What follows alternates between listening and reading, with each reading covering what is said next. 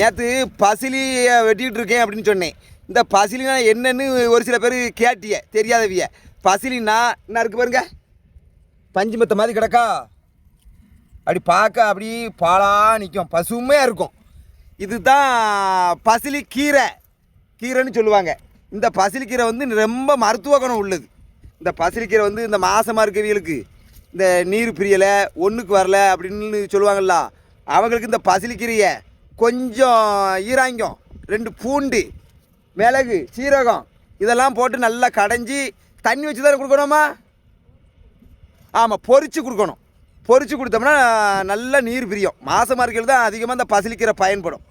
ஆனால் இந்த பசிலிக்கீரை வயல்லேருந்து நாங்கள் எதுக்கு பிடுங்குதோம்னா, இந்த உள்ளிக்கு போடுற உரத்தை இது தின்னுபிட்டு இது நல்ல பசுமையாக இருக்கும். ஆமாம், இந்த உள்ளி வளர விடாமல் கேடு பண்ணும். அதனால தான் இதை பிடுங்கிருந்தோம். அப்படி எண்ணிவோம் மெல்ல எடுத்துருவோம். ஆனால் இது கருவை எடுத்துரும், சுத்தமாக பிறக்கிடணும். இல்லை ஒரு சின்ன இலை கிடந்தாலும் சாதான் அதுலேயும் வேற வச்சுக்கிட்டு அடுத்து முளைச்சி வந்துடும். அதுக்கு தான் இதை பார்த்து மெதுவாக அள்ளுது. வயக்காட்டுக்கு வயக்கார விவசாயிக்கு இது கொஞ்சம் எதிரி தான். ஆமாம், வட்டை வச்சு வட்டையில் அள்ளி போட்டு கிடக்கும்.